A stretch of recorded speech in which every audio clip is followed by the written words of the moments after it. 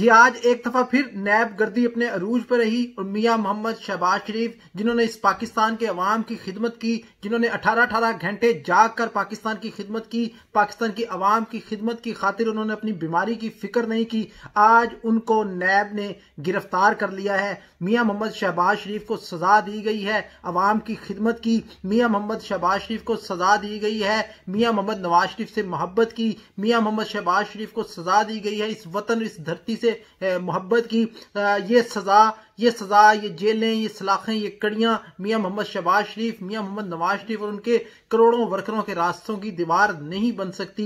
आप जितना चाहे जुल्म कर लें, आप जितना चाहे जुल्म ढालें, पूरा पंजाब पूरा पाकिस्तान इस चीज की गवाही देता है। आप नियाजी साहब जो भी मंसूबा बनाते हैं उसमें मियां शहबाज शरीफ की झलक नजर आती है। आप उसकी तख्ती उतारते हैं, अपनी तख्ती 200 रुपया देके बनवाते हैं, इमरान नियाजी की उस जगह लगा देते हैं। इससे अवाम के दिलों में जगह नहीं बनाई जाती। आज की गुंडागर्दी ने बात साबित कर दी कि पाकिस्तान की अवाम की खिदमत करना इस वक्त सबसे बड़ा जुर्म है। पाकिस्तानी अवाम के साथ खड़े होना इस वक्त सबसे बड़ा जुर्म है।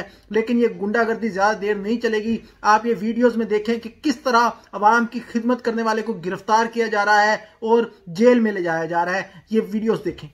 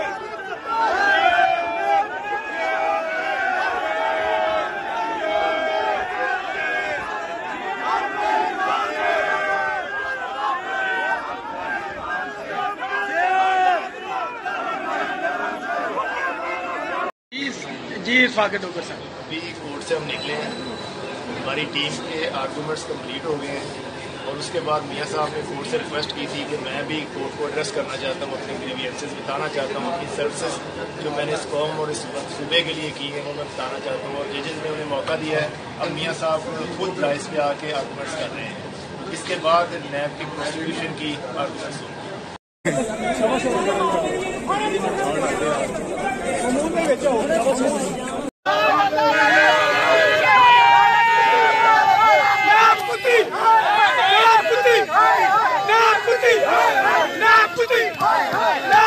ना